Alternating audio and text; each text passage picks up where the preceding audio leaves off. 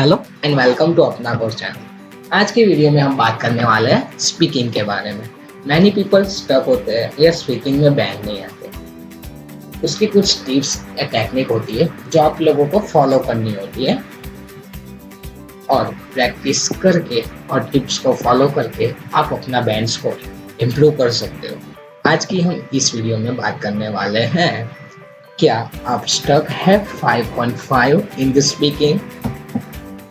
I will help to get good band. Speak confidently and effectively कैसे कर सकते हो? आज की वीडियो में हम यही जानेंगे टिप्स एंड टेक्निक्स के बारे में। ये टिप्स मैंने खुद पे अप्लाई की हुई है। Without wasting the time, let's jump into this unique workshop, speaking test. आपको मालूम होना चाहिए स्पीकिंग टेस्ट में क्या आता है, कितने पार्ट है। तो आज हम थोड़ा ओवरव्यू देख लेते हैं स्पीकिंग टेस्ट के बारे में। फर्स्ट पार्ट होता है आपका इंट्रोडक्टरी क्वेश्चन। उसमें एग्जामिनर टाइम वेस्ट नहीं करेगा, वो कोई भी रैंडम 2 टॉपिक चूज करेगा और आपको क्वेश्चन आंसर करना। पार्ट 2 होता है और बहुत ही इंपॉर्टेंट पार्ट है, वो है क्यू कार्ड। वो लॉन्ग आंसर होता है। अप्रोक्सीमेटली 5 to 6 मिनट एग्जामिनर इस सेक्शन को देता है। और पार्ट 3 में होता है लॉन्ग आंसर, अप्रोक्सीमेटली 5 मिनट। हम इस वीडियो में जानेंगे एक एक पार्ट, कैसे करना है, क्या करना है, कैसे बैंड को इम्प्रूव करें। So just start with this part 1, introductory part. In this part, examiner asks a question and student give a short answer. Examiner कोई भी टॉपिक चूज करेगा और आपको डायरेक्ट क्वेश्चन आंसरिंग करेगा। आपको स्वीट एंड शॉर्ट आंसर देना है without fumbling and without any grammatical errors. ये बेसिकली पार्ट होता है common question. They can ask any 2 topics randomly. Please give short and sweet answer. यार आप पार्ट 1 को स्ट्रेच मत कीजिए, बस स्वीट एंड शॉर्ट आंसर दे दीजिए। इसमें आपको पूछ सकते हैं आपका नाम क्या है, आप किस सिटी से आते हो, कैसे आए हो, या आपको कॉफी पसंद है या टी पसंद है, क्यों। It is a simple and short answer. You have to give only short answer without making any grammatical errors. Use accurate grammar and do not make silly errors. The first part is not a big part. It is very common question answering. अब हम बात करेंगे part 2, means cue card, long answer. इसमें काफ़ी बच्चों को problem होती है because they find answer on the YouTube and they can try to mug up the answer. They do not prepare for this. वो नेट पे से आंसर ले लेते हैं, उसको रट्टा मारते हैं। ऐसे बंद करो, अपनी आपकी स्पीकिंग स्किल को इम्प्रूव करो, क्योंकि आपको पता नहीं है आपकी स्पीकिंग पार्ट 2 यानी कि क्यू कार्ड में कौन सा क्वेश्चन आने वाला है। Try to create your own story. हाँ, आप आइडिया या ये टॉपिक में ऐड कर सकता हूँ, बट पूरा मगअप मत करो, कुछ अपनी क्रिएटिविटी डालो अंदर। Examiner will give you booklet and then give an 1 minute for the preparation. हाँ, एग्जामिनर एक क्यू कार्ड आपको सामने रखेगा और उसके बाद में आपको एक पेन एंड पेपर दिया जाएगा और 1 मिनट में आपको शॉर्ट पॉइंट एक बुकलेट में लिखने होते हैं। अगर आप कहीं भी स्टक हो जाओ तो आप उस क्यू कार्ड की मदद से आप एक क्यू कार्ड अच्छी तरह से बोल सकते हो। यार एक पूरी 1 मिनट कंज्यूम करो। मैनी स्टूडेंट कैसा होता है कि भाई मैं आधी सेकंड ही लेता हूँ तो एग्जामिनर के सामने मेरा इंप्रेशन बनेगा। बट ऐसा नहीं होता है। आप पूरी 1 मिनट कंज्यूम करो। आपको जो भी उसमें क्यू कार्ड में आपको बोलना है, please try to write in vertical order, because आप हॉरिजॉन्टल में लिखोगे तो आपको क्यू कार्ड अपना नहीं मिलेगा। आप कंफ्यूज होगे कि ये मैंने बोला है या नहीं बोला।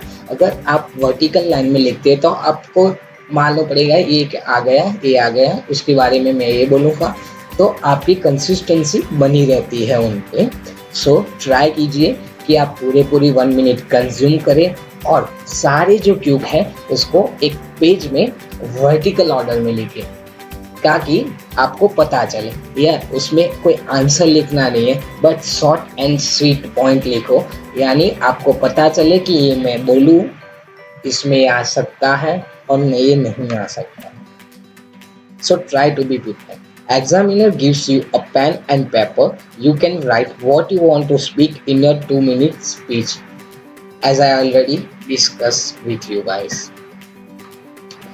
अब हम बात करेंगे try to create a story if you do not aware about a topic. यानी many time कैसा होता है कि बच्चों के सामने एक नया टॉपिक आ जाता है, या उन्होंने प्रिपरेशन नहीं की होती है या उन्होंने रट्टा मारा होता है, तो आपको क्या करना है, अपनी स्टोरी बिल्ड करनी होती है, क्योंकि हर एक क्वेश्चन के नीचे क्यू पॉइंट दिए होते हैं। बस अब हम उनका एक एक आंसर भी निकालेंगे ना हाफ मिनट का, तो भी आपका क्यू कार्ड 2 मिनट पे हो जाएगा।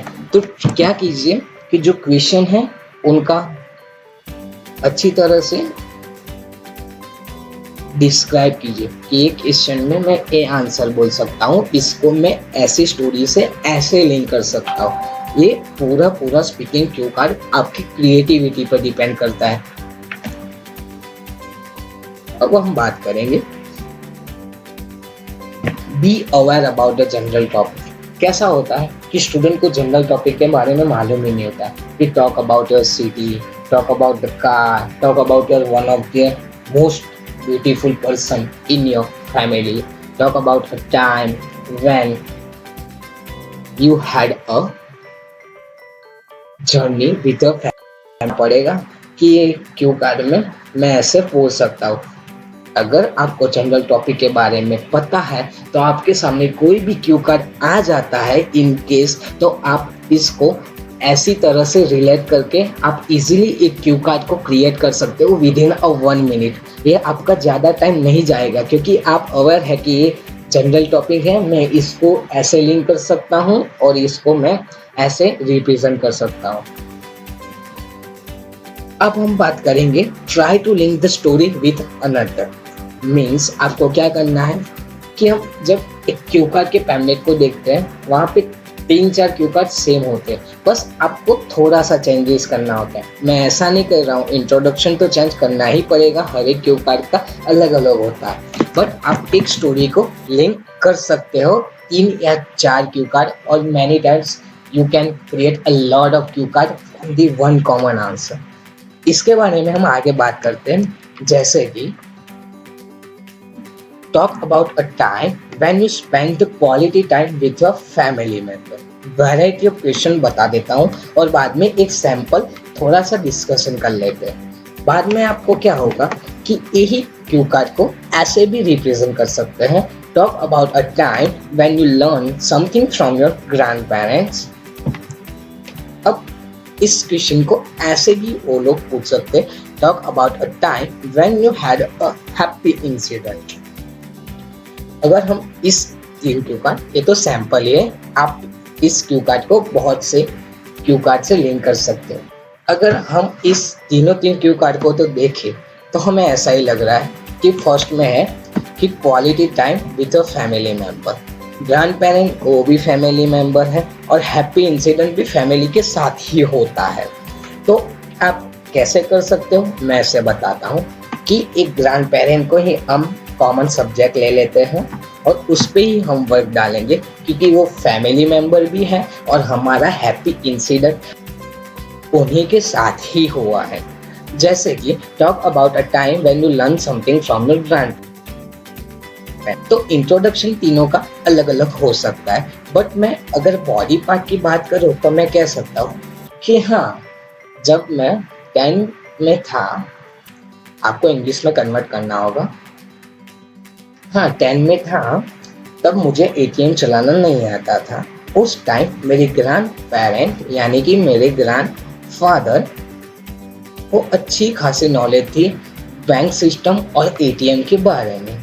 सो वो मैंने ये प्रॉब्लम उनके साथ डिस्कस की और उनके बाद वो मुझे ले गए बैंक के एटीएम में। सो उन्होंने सारी प्रोसेस बताई कि आप ऐसा करोगे तो ऐसा होगा, इस ऑप्शन को सिलेक्ट करोगे तो ऐसा होगा, विड्रॉ मनी करना चाहते हो तो विड्रॉल ऑप्शन, और आप जितनी मनी विड्रॉल करना चाहते हो यानी कि 5000 2200 वहाँ पे टाइप करके आप ओके और उसका पासवर्ड वहाँ पे डाल के 4 पिन का आप इजीली मनी वहाँ से कलेक्ट कर सकते हो। तो बस यही बॉडी पार्ट है जहाँ आप डाल सकते हो फैमिली मेम्बर हो। यानी कि मैं एक दिन फ्री था और मुझे एटीएम के बारे में जानना था। सो मैंने अपना क्वालिटी टाइम अपने ग्रैंडफादर के साथ स्पेंड किया, वो मुझे बैंक ले गए। बस ऐसे ही अपनी मेंटलिटी को डेवलप कीजिए, क्रिएटिविटी बढ़ाइए यार। आप अगर अपनी क्रिएटिविटी अच्छी है तो आप एनी क्यू कार्ड को ऐसे ही बोल सकते हो without wasting your time on internet, on Google, on any other cue card, watching just a sample answer and mug up whatever they say। यार YouTube हर कोई देखता है आज। अगर क्यू कार्ड वहाँ पे रिपीट भी होता है तो एग्जामिनर को मालूम ही पड़ता है कि यार आप YouTube से रख के आए हो या मगअप करके आए हो, because examiners are very well prepared and they have good knowledge about each and everything, so be prepared। अब हम बात करेंगे use hand movement as you can। अगर आप मगअप कर ही लिया है इंटरनेट से तो आप कैसे रिप्रेजेंट करें अपने आप को जो नेचुरल दिखे। तो आज की इस वीडियो में हम हैंड मूवमेंट के बारे में बता लेंगे। हैंड मूवमेंट एक फिगर है, उसमें आप अपने हैंड मूवमेंट को कंटिन्यूस स्टार्ट कर दीजिए। जहां आप एग्जामिनर सीट पर बैठते हैं वहां से हैंड मूवमेंट स्टार्ट कीजिए, बट सामने वाले को इरिटेट मत कीजिए। जहां भी आपको अच्छा लगे कि हाँ मैं यहाँ हैंड मूवमेंट यूज करके अपनी क्रिएटिविटी को टीचर के या एग्जामिनर के सामने बता सकता हूँ, और ये एक नेचुरल तरीका है कि आप मगअप कर ही लिया है तो आप नेचुरल तरीके से वहाँ पे रिप्रेजेंट कर सकते हो। अब हम बात करेंगे most important topic that take pauses between two words और लाइन। यार मैनी पीपल को प्रॉब्लम होती है fumbling. They said my name is, तो कहीं लोगों को प्रॉब्लम होती है फंबलिंग के, उनके मुंह में से उ जैसी चीज़ें निकल ही जाती है।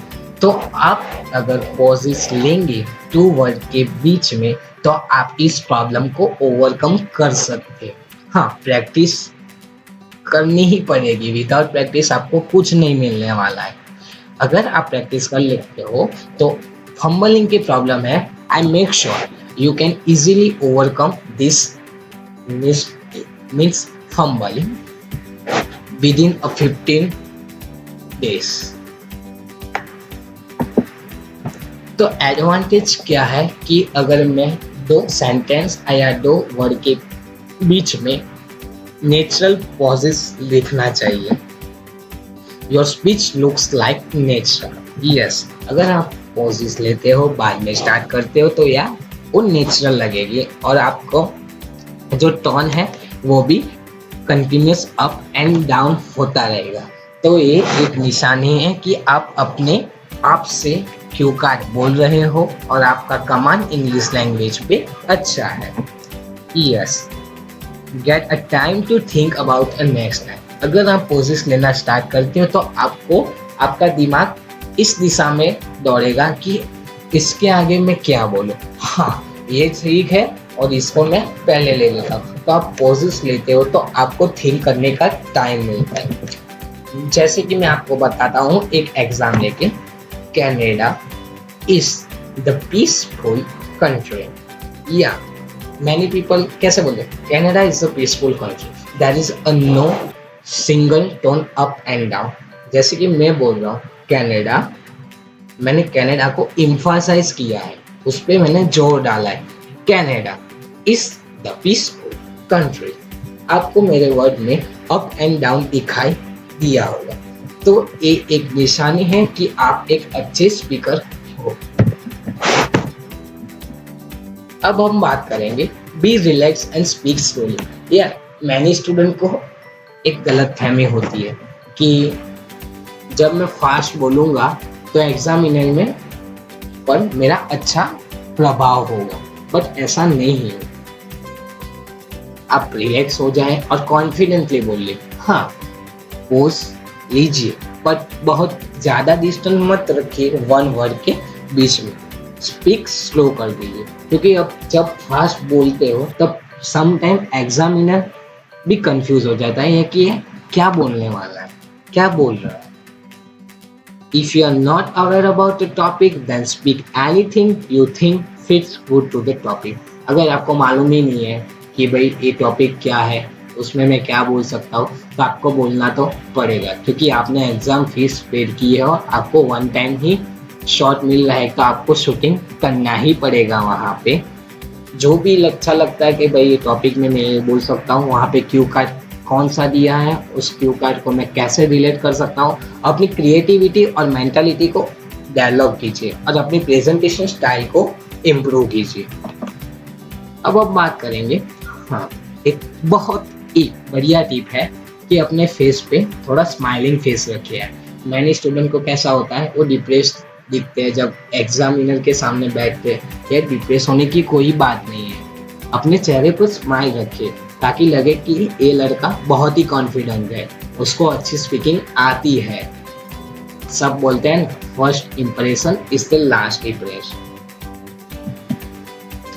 Avoid fumbling during the speaking. You can easily avoid fumbling with the help of pauses, as I already discussed with you.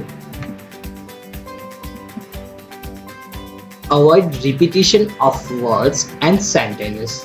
यार मैनी पीपल कैसा होता है कि जब वो स्पीकिंग स्टार्ट करते हैं ना, उन लोगों को रिपीटेशन करने की आदत होती है। हाँ, वो रिपीटेशन करते हैं, my name is. Many student को ऐसा प्रॉब्लम होता है कि वो रिपीटेशन ऑफ वर्ड और सेंटेंस ये कोई अच्छा नहीं दिखता है, क्योंकि आप घबराए से हुए हो ऐसा एग्जामिनर को लगता है। सो अवॉइड कीजिए, अपने माइंड को प्रिपेयर कीजिए कि भाई मुझे ऐसा ही बोलना है। अब हम बात करेंगे do not make mistake in basic grammar. यार बेसिक ग्रामर तो अच्छा कर लीजिए, सब्जेक्ट वर्ब और ऑब्जेक्ट एक ही सेंटेंस कंस्ट्रक्शन है बेसिक ग्रामर में। पहले सब्जेक्ट बोलोगे, बाद में वर्ब डालोगे और बाद में ऑब्जेक्ट डालोगे।